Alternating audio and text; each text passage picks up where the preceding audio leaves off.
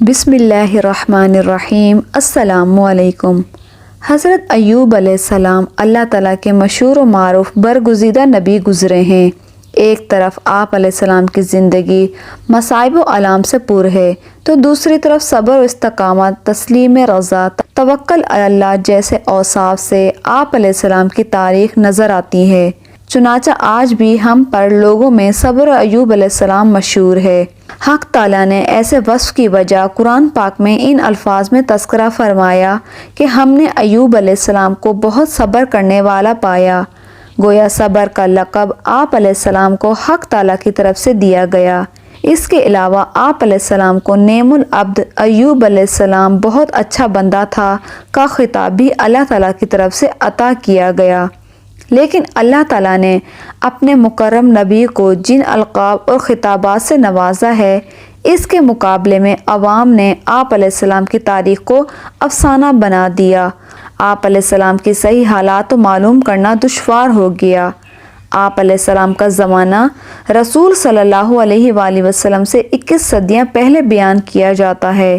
آپ علیہ السلام انبیاء بنی اسرائیل کے ایک فرد ہیں اور حضرت اسحاق علیہ السلام کی اولاد میں سے ہیں۔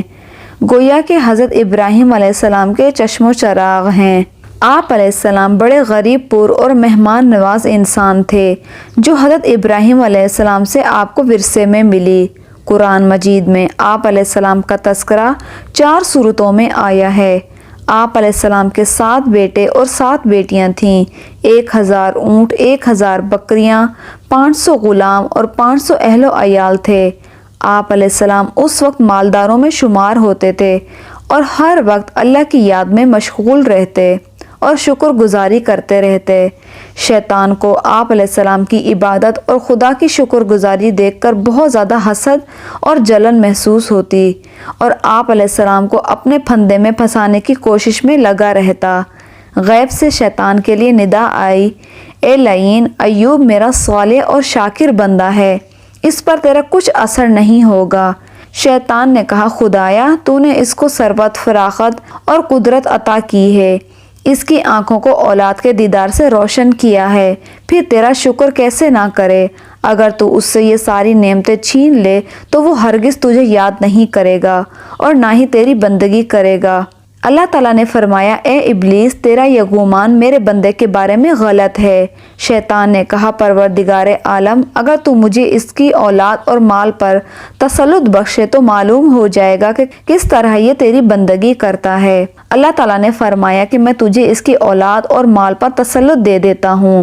ابلیس لعین خوش ہو گیا اور اپنی ذریت اور تابعداروں کو جمع کر کے اس نے حضرت ایوب علیہ السلام کے مال مویشیوں کو دریا میں غرق کروا دیا اور شیطان خود گوالی کی صورت میں حاضر خدمت ہوا اور مویشی ڈوب جانے کی خبر حضرت ایوب علیہ السلام کو دی۔ حضرت ایوب علیہ السلام نے فرمایا، خدا کا شکر ہے جس نے اپنے فضل سے دیا تھا اور اپنے عدل سے واپس لے لیا۔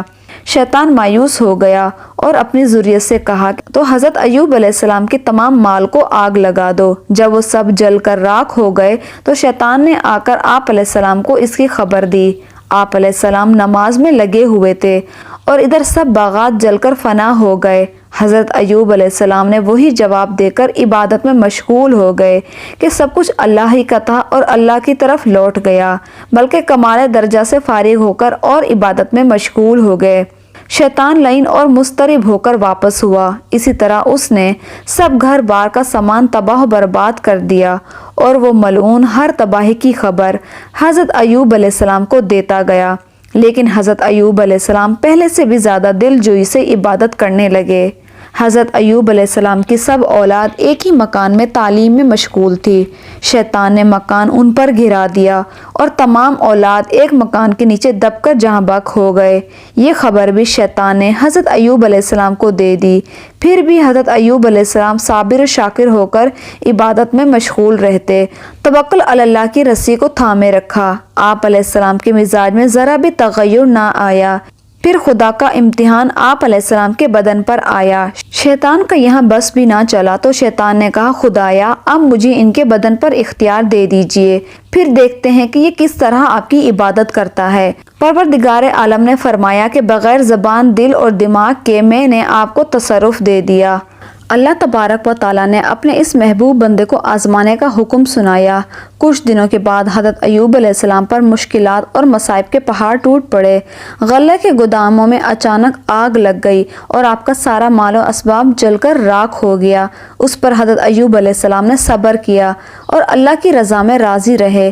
حضرت ایوب علیہ السلام کی کل جمع پونجی بھی برباد ہو چکی تھی، لیکن آپ نے صبر کا دامن تھامے رکھا اور اللہ کے حضور کسی بات میں کوئی شکوہ نہ کیا۔ حضرت ایوب علیہ السلام کے پاس اب نہ مال تھا، نہ مویشی، نہ گھر اور نہ ہی اولاد۔ خوشحالی کی ایک علامت بھی باقی نہ رہی تھی۔ شیطان نے آپ کو جب یہ خبر دی تو آپ نے اللہ کا شکر ادا کرتے ہوئے یہی فرمایا کہ جو کچھ اسی کا تھا اسی کی طرف لوٹ گیا۔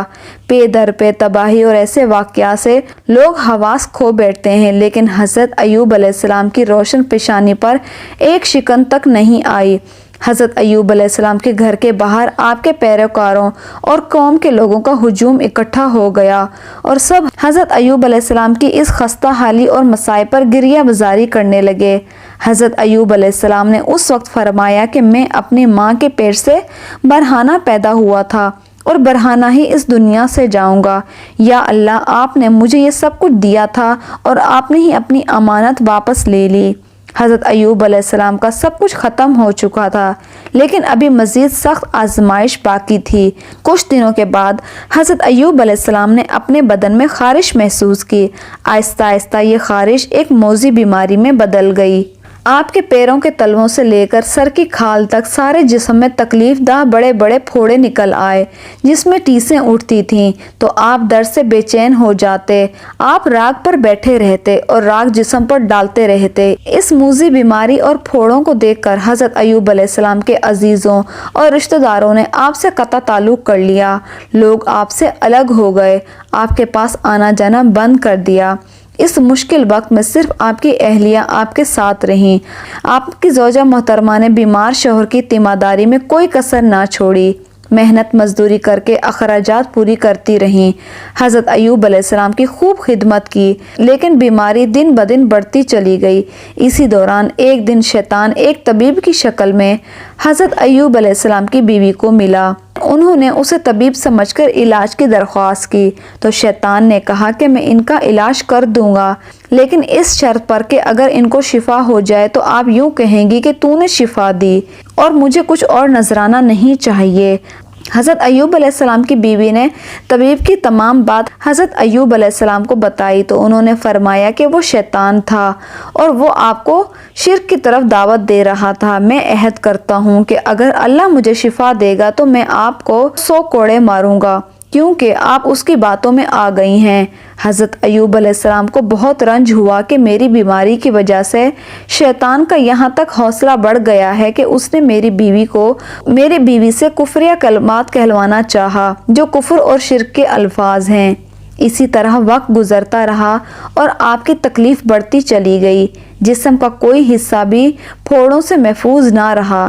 حضرت ایوب علیہ السلام شہر کے ایک ویرانے کونے میں جا بسے۔ اس مشکل وقت میں بھی آپ ہر وقت اللہ کی عبادت اور شکر ادا کرتے رہتے اور ہر وقت زبان پر اللہ کا نام ہوتا۔ آپ کی تکلیف اس قدر بڑھ چکی تھی کہ آپ کا گوشت جسم سے جھڑ چکا تھا، صرف ہڈیاں اور پٹھے رہ چکے تھے۔ ایک دن آپ کی بیوی نے کہا، اگر آپ اللہ تعالیٰ سے دعا کریں تو اللہ تعالیٰ اس بیماری سے آپ کو ضرور نجات دلوائے گا۔ آپ علیہ السلام نے جواب دیا کہ اللہ نے 70 سال تک مجھے صحیح سلامت رکھا، اب کم از کم 70 سال تک تو میں صبر کر لوں۔ یہ سن کر ان کی بیوی خاموش ہو گئیں اور رونے لگیں۔ ایک دن کا واقعہ یہ بھی ہے کہ حضرت ایوب علیہ السلام کے بھائی ان سے ملنے آئے اور دور کھڑے ہو کر کہا کہ اگر آپ کے اندر کوئی بھلائی ہوتی تو اس طرح کی بیماری میں مبتلا نہ ہوتے، جس پر حضرت ایوب علیہ السلام بہت زیادہ غمزدہ ہوئے۔ روایتوں کے مطابق حضرت ایوب علیہ السلام اس بیماری میں 18 سال تک تکلیف میں رہے۔ ایک قول کے مطابق 3 سال اور ایک قول کے مطابق 7 سال تک رہے۔ اتنی برسوں کی مشقتیں اور تکلیفیں جھیلنے کے بعد بھی آپ برابر صبر اور شکر کرتے رہے۔ پھر آپ نے اللہ کے حکم سے یوں دعا مانگی، بے شک مجھے تکلیف پہنچی ہے اور تو سب رحم کرنے والوں سے بڑھ کر رحم کرنے والا ہے۔ لہٰذا اب ان کے امتحان کی گھڑیاں ختم ہوئیں، اللہ تعالیٰ کی طرف سے دی گئی آزمائش پر پورے اترے اور امتحان میں کامیاب ہو گئے۔ حضرت ایوب علیہ السلام کی دعا بارگاہ الہی میں قبول کر لی گئی۔ انہوں نے اپنا پاؤں زمین پر مارا جہاں سے ٹھنڈے اور شیریں پانی کا چشمہ پھوٹ پڑا۔ پھر آپ نے اپنے کمزور اور لاغر جسم کو گویا کہ اس چشمے کے پانی پر ڈال دیا۔ جیسے جیسے جسم پر پانی پڑتا جسم میں توانائی آتی جاتی۔ آپ دیر تک نہاتے رہتے یہاں تک کہ مکمل طور پر صحت یاب ہو گئے۔ حضرت ایوب علیہ السلام کے لیے اللہ تعالیٰ نے جنت سے جوڑا بھیجا اور حضرت جبرائیل علیہ السلام آپ کے لیے وہ جوڑا لے کر آئے۔ جیسے ہی آپ نے پہن لیا اور وہاں سے ہٹ کر ایک طرف بیٹھ گئے، اس دوران آپ کی بیوی وہاں موجود نہیں تھیں۔ جب ان کی بیوی وہاں تشریف لائیں تو انہیں پہچان نہ سکیں۔